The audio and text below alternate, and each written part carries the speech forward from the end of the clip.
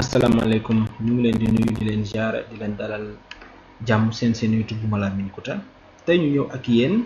ci beneen tuto bu bees bëgg leen a wan naka ngay changer mot de passe ordinateur bi saa nga xam lancer mot de passe c'est-à-dire comme ma sama machine ni mu tàkkee mën naa changer mot de passe bi sans ma xam le mot de passe actuel bi sans ma xam ko. Donc pour loolu dañ leen di wan d'abord beneen façon bi nga xamante ni boo fa jaaree pour changer mot de passe bi daf lay laaj lancer mot de passe après ñu doog a ñëw ak yéen ci naka ngay def pour changer directement mot de passe te du la laaj loolu. kon ñu commencé wan leen bu njëkk bi mooy su ma duggee fii ma bës ci paramètre su ma ñëwee paramètre ma ñëw compte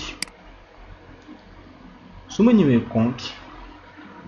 ma ñëw fii option de connexion su ma ñëwee option de connexion mu ne ma lan modifier mot de passe bi fu ñu bind modifier ma dugg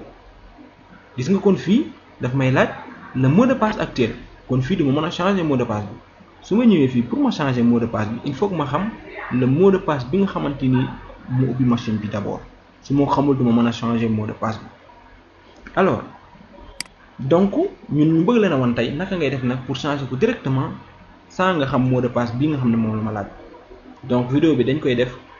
uniquement pour wax leen ngeen prêter attention ak seen machine yi que boo taalatee sa machine ba pare booy dem nga mettre ko en veille wala nga fay ko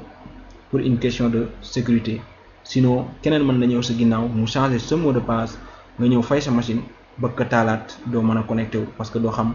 le mot de passe. Donc loolu moo tax ñu def vidéo bi. Alors donc ñu wan leen nu ñuy defee loolu léegi am na machine yoo xam ne dañuy am fii icône PC fii da ngay gis fii nii ci bureau bi PC. Alors man yoruma ko fii donc da nga ubbi benn dossier soo ubbee dossier bi yaa ngi gis fii PC sa PC léegi da ngay def fii clic droit nga ñëw gérer. Alors boo ñëwee ci foofu da ngay ñëw fu ñu bind utilisateur et groupes locaux ça est là nga cliquer foofu boo cliquer foofu nga ñëw ci utilisateur bu ñëwee utilisateur gis nañ ne kat Malamine Couta moom mooy utilisateur bi nga xam ne moom moo connecté pour le moment donc moom la ñuy changer mot de passe am donc dañuy cliquer fii ñu daal def clic droit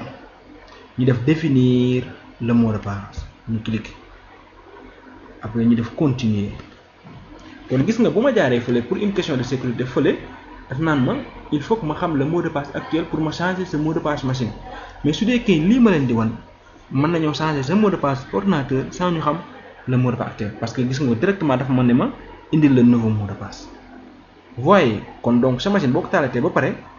ba def li ngay def fayal sa machine wala nga mettre ko en veille sinon quelqu'un d'autre mën naa ñëw sa ginnaaw mu changer mot de passe après nga am ay jafe-jafe pour connecter wu. Alors kon ñu xool donc mot de passe bi ma changé ko donc ma def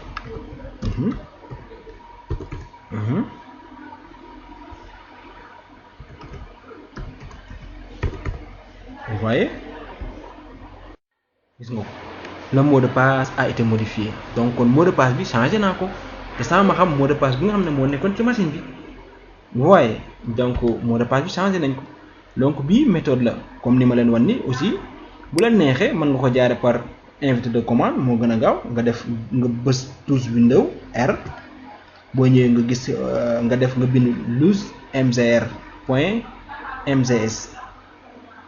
lus da ngay def L comme ni ñu koy bind L US R MGR nga def point nga def MSC et nga bës ci entrée gisoo da la ko indil directement moo gën a gaaw. Donc nga bës utilisateur fii laa jaare woon utilisateur bi connecté c'est Malamine nga dugg nga bës ko ni après nga def clic droit définir le mot de passe et voilà continuer et mën nga joxe nouveau mot de passe bi nga xam ne moom nga bëgg a def. Donc vidéo bi def nañ ko pour wan leen